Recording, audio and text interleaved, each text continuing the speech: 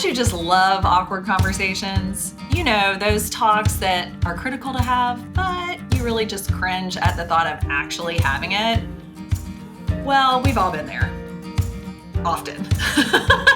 And in this episode, Bryan and I are going to talk about having those potentially divisive or difficult conversations with grace and compassion. That's right. Hey, friends, welcome to another episode of the Church Juice podcast. Whatever your title or role is at your church, this show is created as a way to help give you the communication and marketing tools, resources, and even community that you need to be successful. My name is Bryan Haley. I'm joined by my co-host, Jeanette Yates, and we are here energizing church communications. Yes! And this is a fun topic. Oh my gosh. You guys. Not really, but hey. Whew. When I got the show notes for today, I panicked a little bit because we're going to be talking about the elephant in the room. And I really thought Bryan was just going to give me a hard time today. Show you the door. I thought, oh my gosh, we're going to have a difficult conversation live for our that community. would be terrible. That would be a terrible way to have a conversation. So we could start there. Although cringe stuff is like really popular these days. Oh, on that's true. Can't Can't not look at the crash happening. Yeah. But don't worry, we're not going to do that. In fact, instead, we're going to break down some tips, some ideas of how you can have those difficult conversations they're necessary. Right. In whether it's in your church work, in your home, wherever, right? We have to have those, but there's a way to do it that doesn't break apart the relationships that you've built with people. And so we want to focus on how do we do the difficult work that we're called to do. Sometimes that means difficult conversations and still end up part of the family of God together as we move through, right? Yeah, it's important for us to have these conversations and realize that, like, at the end of the day, we are still one body, right? We are still the body of Christ. We are still one faith family. But often as church leaders, whether you're the front desk receptionist or you're the pastor, there's a lot of expectations and a lot of difficult conversations that need to be had. But sometimes it's hard to know when to have them or how to have them. And I think that's, even in like seminary or whatever education you have, a lot of times we don't talk about how to have difficult conversations. And it comes up, in a lot of different ways and in a lot of different scenarios, from dealing with death to dealing with just divisive issues in the church. And there are a ton of those these days, right? So I think it's important for us to start off and say that, conflict is it's not inherently bad. Conflict is okay to have, and that tension is okay to have, but it's how we handle it and how we deal with it and how we work through conflict that can either, make or break a relationship a lot of times. That's kind of, I guess, the foundation that I try to start with. Like, conflict is okay, and it's okay for us to have this conversation, but we need to do it well, and we need to have this conversation well. Well, just like there's a difference between having a healthy debate and having an argument. Yeah, absolutely. I think, too, this is an important topic for us today because a lot of people I know, myself included, conflict averse, shall we say. Mm-hmm. So over little things, like I think the dishes should go in the dishwasher like this, instead of me saying, well, actually, I think I'm going to go, okay, fine, whatever. It's like, fine. So from the easiest thing, I don't want to have a conflict about it. So I'm just going to say, fine, whatever. We'll eat wherever you want. We'll do. Now, I'm curious, though, does that build up over time, or do you just let things go? Well, so what happens is if you're unable, in my case, I don't know how it is for everybody else, but in my case, I found that the fewer things that I push back on or say, no, I'm going to load the dishwasher this way, or no, I really don't like that type of food. Can we please stop going to the like it does build up because it becomes bigger than it needs to be, right? Gotcha. Whereas if you just say from the beginning, actually my name is Jeanette, not Janet, then it's not awkward 5 years down the road. I'm breaking down to make it less scary. See, I'm already backing off the elephant in the room. I'm like, it's just an elephant. Just leave it there. I feel like my default is, like, between fight or flight, I would be like a punch and run. Like, I'll throw something at you, I'll make some, snide comment or, like, say that I really don't like something or broach the topic, but then I'll run away and avoid it and move on. So you're not fight or flight, you're Yeah. fight and flight. Yeah, probably. But I don't wanna actually fight about it. I just want to tell you my thought and then avoid it Yeah. for the rest of the time. Okay. Anyway, as we talk about conflict, there's a lot of issues that are coming up in churches these days that bring up a lot of different and difficult conversations that need to be had. So, yeah, so let's talk through when we have difficult conversations, when we need to broach the elephant in the room and talk through a difficult decision to be made or something that is potentially hurtful or harmful. How do we start with those conversations? What do we do? Well, I love the idea of because I am, like I just said, I love, I'm a conflict averse person, but I think one of the things that, whenever something like this is coming up in, a staff situation, like a church staff situation, or maybe it's in those committee meeting type things. I don't know about your church, but I know my church has as many committees as we do members. Mhm. Um, I think one thing is to just remember your role in this situation. So, like for example, I'm on a committee right now. I am not the chair of the committee. I am a member of the committee. And so when a conflict, a discussion, shall we say, occurs, it is not my role to try to fix anything. We have a specific protocol in place for that, which that's another thing. Like we actually follow a certain, Like uh, Robert's Rules of Order? yes, I was like, I Okay. didn't want to say it, but yeah.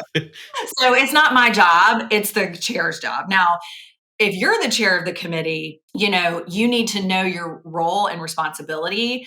If you're the person in charge of handling whatever this conflict that's being brought to you is, so maybe it's not a committee, maybe you are sitting at the front desk and Right. someone comes and has something to say to you, like you need to know what your role is. And then I think I always advocate breathing. It's not on our list today in your notes, but take a deep breath and then approach that, listen to what the person's saying is what I would say. I think that when we have difficult conversations, it's important to, like you were just saying, like take a breath, kind of slow things down a bit. It's easy for us to be quick to respond or quick to like throw in a comment or want to rush the conversation too because everyone's uncomfortable.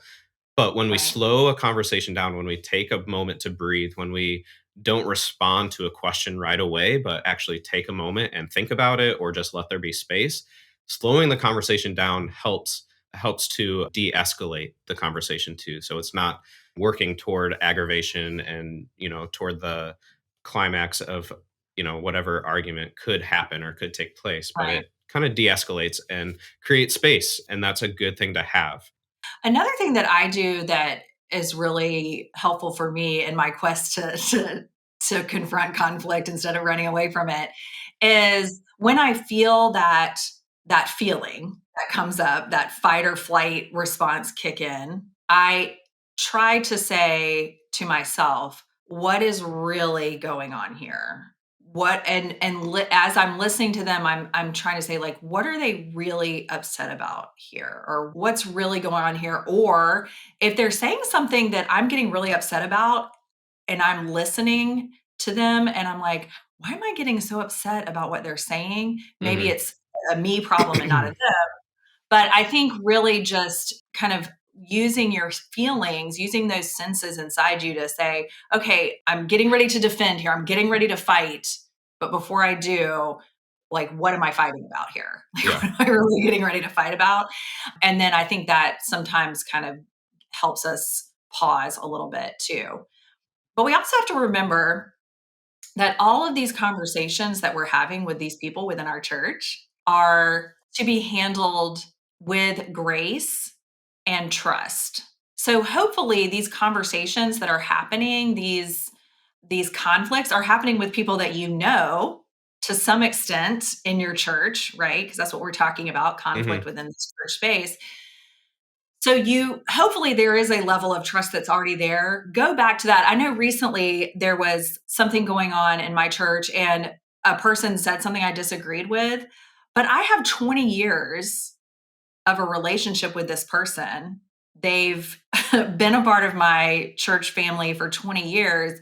I have all of that to go back on other than this just one conversation that we're having. And so I think having that community already built up in your church and with individuals within your church helps those conversations, but you do have to pull on that sometimes. Sometimes you have to say, wait, this is the same person that has done these things, has been a part of this, has done this, and see them as the whole person, not just the person that's having the conflict with you right Mhm. that second.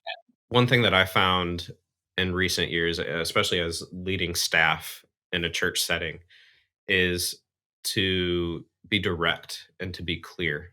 It's easy for us, or easier because we don't want to, we don't want to offend, we don't want to hurt people's feelings, and I want people to like me too, right? So having these conversations can be difficult. So I found that especially in difficult conversations that can be hard to hear for the person on the other end, it's important for me to be direct and to be clear and to be concise.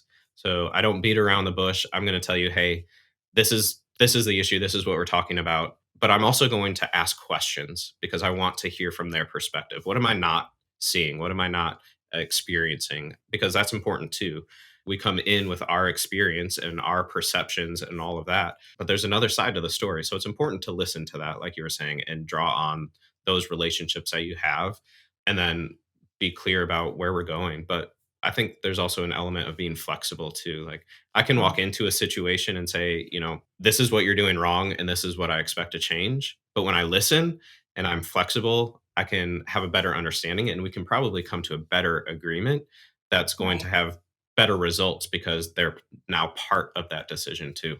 Yeah, I think a lot of times people just want to be heard Yeah. if they're and so listening, asking questions, if they're telling something that they're upset about and they expect you to fix it, Hmm. then, you can if they're asking for solutions, you can say, and like going back to that first thing we talked about, knowing your role, I can help you find a way to get this answer. I cannot fix this, that kind of, Yeah. whatever, but I can help you figure out or or we can't do that right now. We can't, redo the floors in that building, but we can do this, right? Yeah. Like kind of come up with options like you're just was saying, like be flexible kind of. Another thing I was thinking about as you were talking about, like, we don't want to hurt people's feelings. Hmm.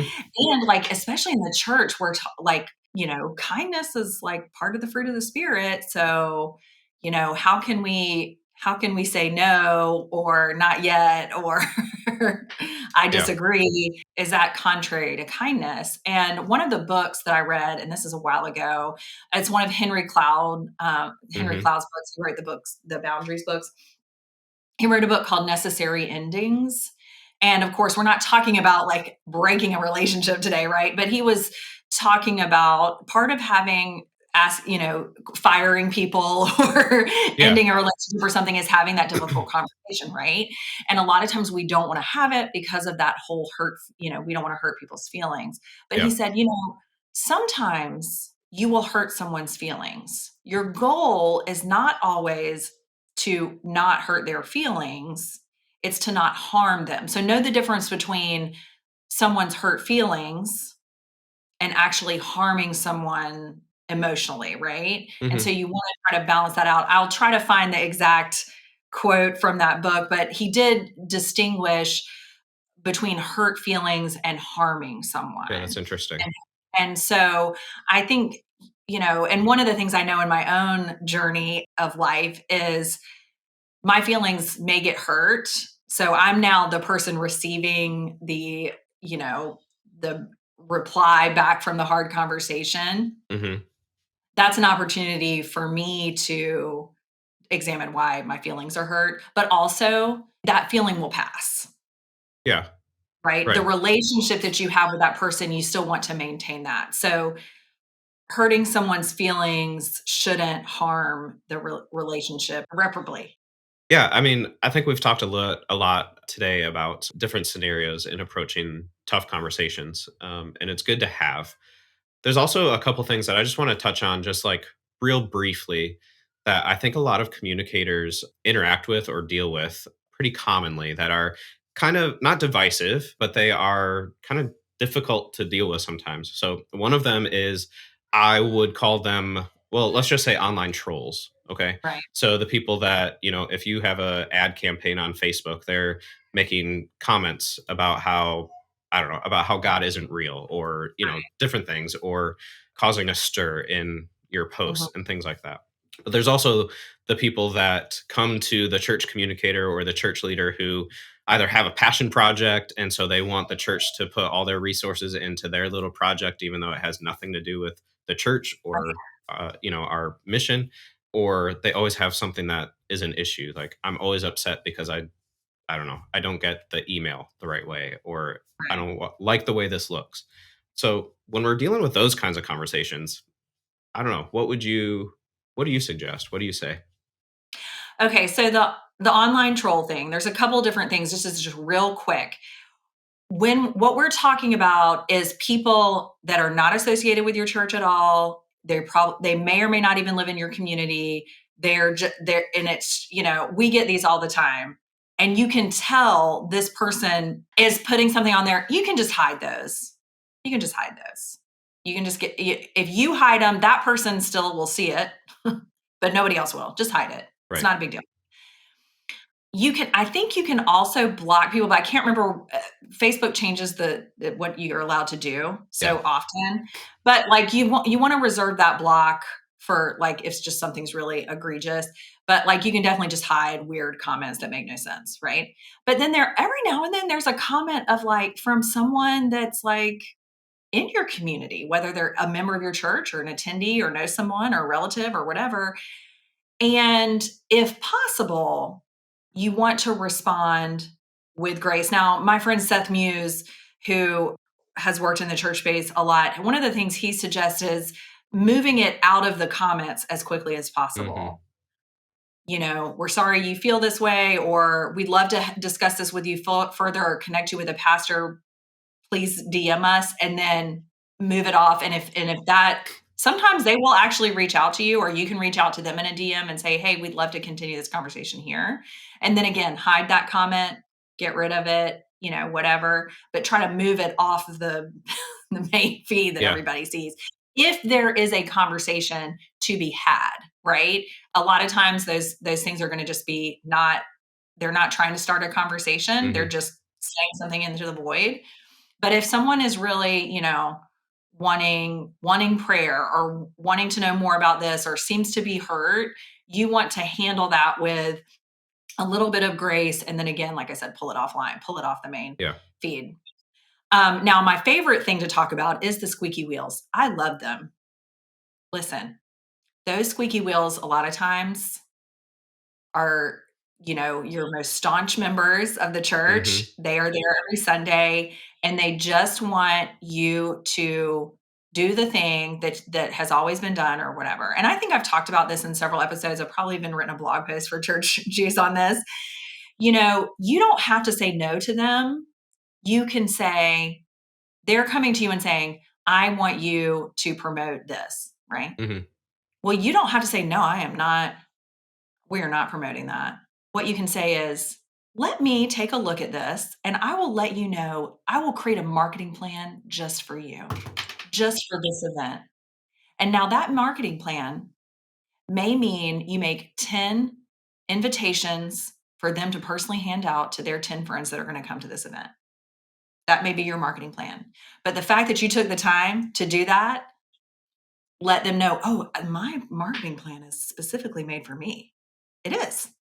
I'm marketing this event to the China Painting Club, to the people that actually want to paint China, and that's 10 people, and here are your invitations. See what I'm saying? Yeah, I gotcha. Okay.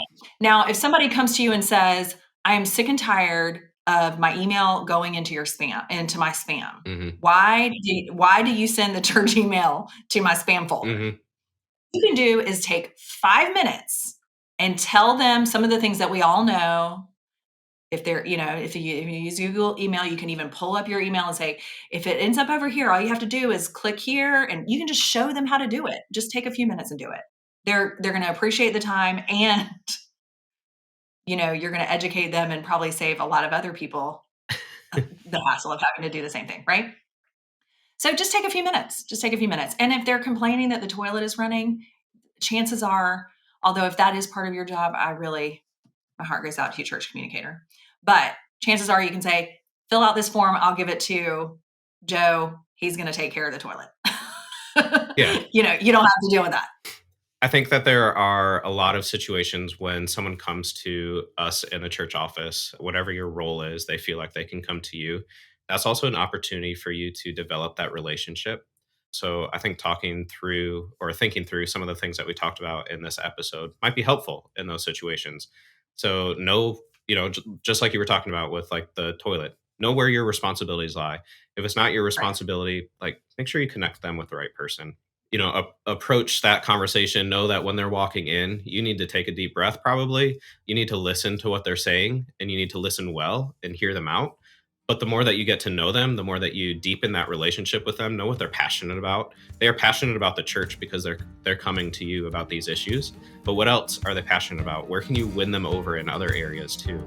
And then have those, if you do need to say no, maybe they're asking you for the China painting club or whatever Right. is happening this Saturday, and it's also Christmas happening on Friday, like whatever. And you just don't have the time and you actually have to say no. Mhm. Building that relationship, deepening that relationship, and being able to say no, but I think is important too. So I think there's a lot of areas for us to grow, I think, in communications with relationships, because Yes. historically we've been a lot of the design team or the design, like kind of a service to the church ministry itself rather than actually a ministry. So it's time for us to change that mentality a little bit and realize that relationships are vital.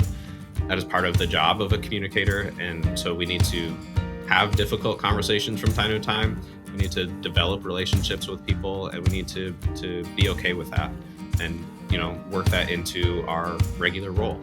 Well, that's a wrap on today's show. You'll find a link to all of the show notes for today's episode in the description below the video.